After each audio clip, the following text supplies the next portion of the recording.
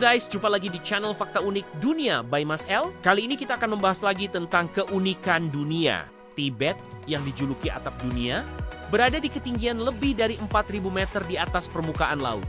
Di wilayah yang keras dan berbatu ini, tanah sulit digali, sementara kayu untuk membakar jenazah sangat terbatas. Bagi masyarakat Tibet, hidup dan mati tidak dipandang sebagai dua dunia yang terpisah.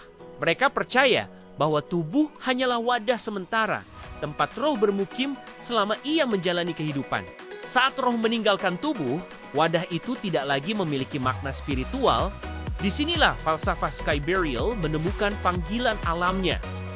Sky burial dilakukan dengan meletakkan jenazah di puncak bukit yang tenang dan jauh dari pemukiman. Tempat itu disebut Durtro, area suci yang dipilih untuk melepaskan tubuh kembali ke siklus kehidupan. Pada saat ritual berlangsung, para biksu membacakan doa-doa agar roh mendapatkan kelahiran kembali yang baik.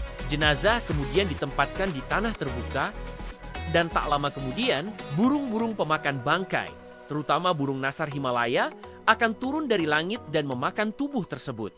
Bagi orang Tibet, ini bukan sesuatu yang mengerikan, justru sebaliknya. Ini adalah bentuk pengabdian terakhir seorang manusia kepada alam semesta. Dalam ajaran Buddhisme Tibet, kematian bukan akhir melainkan pintu menuju kehidupan baru. Roh seseorang akan bereinkarnasi sesuai karma dan perbuatannya selama hidup. Tubuh yang ditinggalkan roh tidak dianggap suci ataupun tabu. Ia hanyalah rumah sementara. Memberikan tubuh kepada burung nasar adalah simbol dari kenaifan duniawi. Bahwa manusia tidak membawa apa-apa ketika mati dan tidak memiliki hak untuk menggenggam apapun dari bumi yang telah meminjaminya kehidupan. Selain itu, burung nasar dianggap makhluk pembawa berkah. Dengan memakan tubuh, mereka membantu mempercepat proses pelepasan agar roh dapat melanjutkan perjalanannya menuju kehidupan berikutnya tanpa keterikatan pada dunia. Sky burial juga mengajarkan tentang kerendahan hati, bahwa pada akhirnya manusia adalah bagian kecil dari kosmos yang luas. Upacara sky burial bukan tindakan sembarangan. Semuanya dilakukan dengan prosedur spiritual yang ketat. Keluarga tidak menyaksikan ritual dari jarak dekat, karena kematian dianggap sebagai proses yang harus diterima dengan lapang, tanpa melekat pada tubuh orang yang dicintai. Para rogyapa pengurus pemakaman yang sudah terlatih menyiapkan jenazah, sementara para biksu membaca mantra Bardo Todo, teks suci yang membimbing roh yang telah meninggalkan tubuh.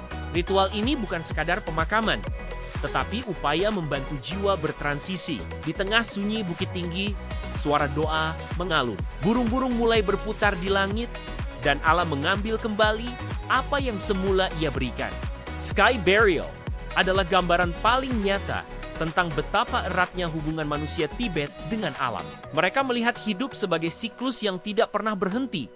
Lahir, mati, dan lahir kembali. Dengan memberikan tubuh kepada burung, mereka merasa telah menyelesaikan satu putaran kehidupan dengan penuh ketulusan. Burung nasar yang memakan tubuh manusia akan terbang tinggi kembali ke langit, seakan membawa pesan bahwa manusia tidak pernah hilang. Ia hanya berubah bentuk, berpindah tempat, dan melanjutkan perjalanan. Tradisi ini mengingatkan kita bahwa keberadaan kita di dunia hanyalah sementara, bahwa apa yang kita pegang tidak akan bertahan, dan bahwa alam adalah ibu yang pada akhirnya akan menerima kita kembali dengan caranya sendiri. Sky burial Tibet mungkin tampak asing bagi banyak orang, tetapi di balik keunikannya terdapat pesan universal. Kematian bukan akhir, melainkan babak dari perjalanan yang lebih besar. Dengan menyerahkan tubuh kepada langit dan bumi, masyarakat Tibet menunjukkan bahwa hidup sejati bukan terletak pada tubuh, tetapi pada roh, kebijaksanaan, dan jejak kebaikan yang kita tinggalkan. Jangan lupa like, komen, dan subscribe ya, agar wawasan kamu bertambah tentang fakta unik dari seluruh dunia. Sampai jumpa di video berikutnya.